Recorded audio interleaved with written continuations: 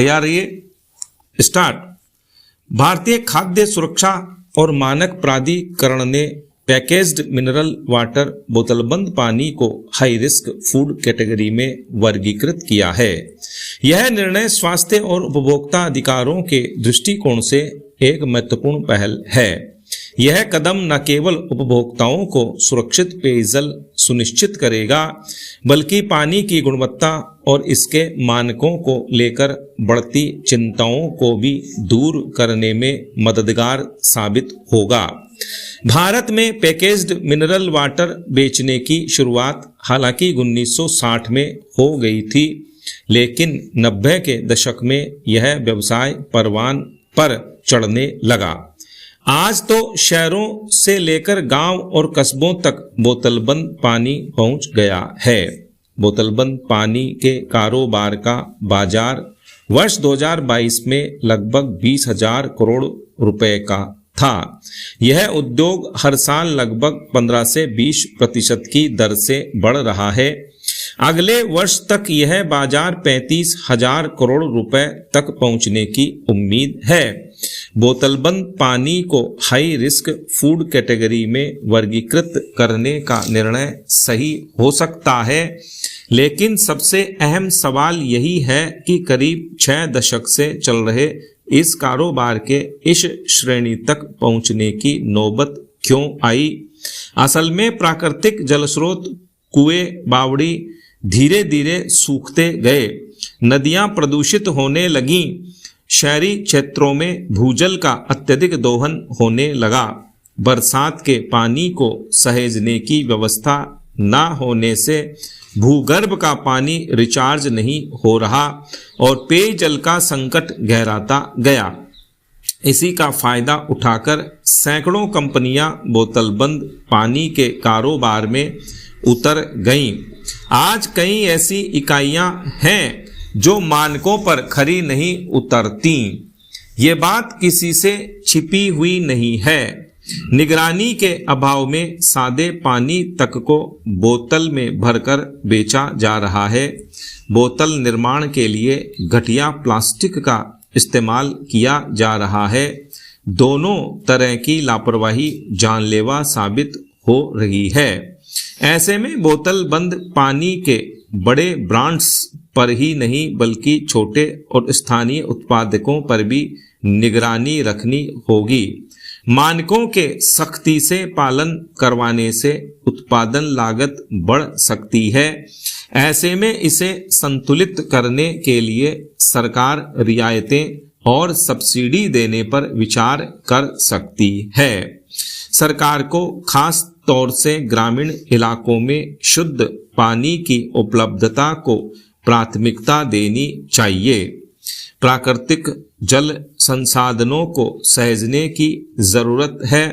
कंपनियों को भी रिसाइकलिंग और वैकल्पिक पैकेजिंग विकल्प अपनाने चाहिए। इस निर्णय के प्रभावों को संतुलित करने व सुरक्षित व सुलभ जल की उपलब्धता के लिए सरकार और कंपनियों को मिलकर काम करना होगा।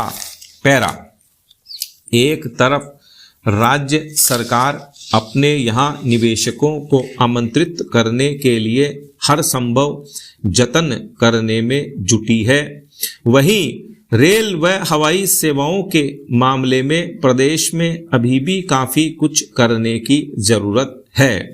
राजस्थान की रेलवे ट्रैक पर प्रीमियम ट्रेनें नहीं दौड़ने से पर्यटन और विकास दोनों प्रभावित हो रहा है। यही हाल एयर कनेक्टिविटी का भी है।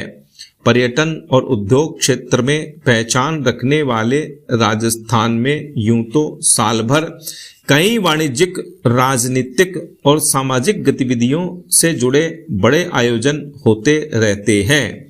यहाँ के पर्यटन स्थल लोगों को लुभाते भी हैं।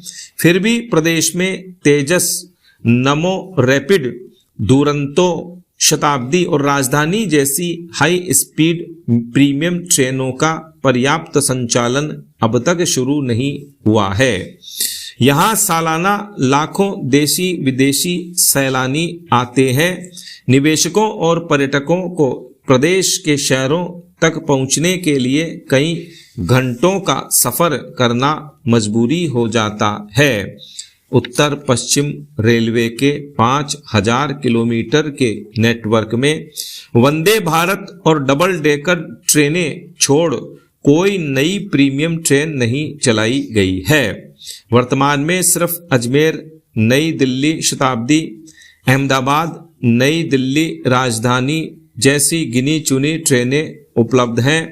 ये भी उत्तर रेलवे जोन में हैं। वहीं चंडीगढ़ अजमेर चंडीगढ़ गरीब रथ, मुंबई सेंट्रल हिसार दुरंतो ट्रेन भी दूसरे जोनल रेलवे की देन है। अनदेखी और लापरवाही का इससे बड़ा उदाहरण क्या होगा कि इस साल की शुरुआत में रेलवे बोर्ड ने उत्तर पश्चिम रेलवे को वंदे भारत और मेमू ट्रेन की एक एक रैक भेजी थी। उसका संचालन तो शुरू हुआ नहीं, वो रैक ही दूसरे जोनल रेलवे में भेज दी गई।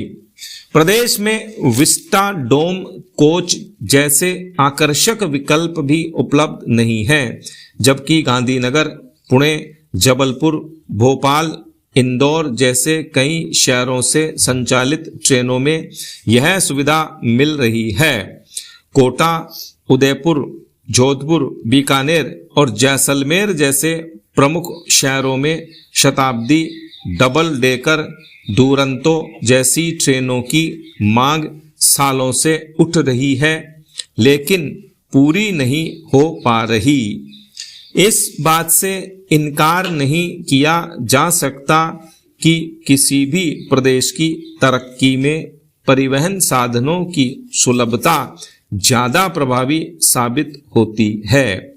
बेहतर सड़क मार्ग के साथ साथ उच्च स्तरीय रेल परिवहन व सुगम विमान सेवाएं किसी भी प्रदेश की अर्थव्यवस्था की धुरी होती है। इस दिशा में काम करना ही होगा। औद्योगिक इकाइयों और वाहनों के अंधाधुंध उपयोग ने प्रदूषण को बढ़ाया है।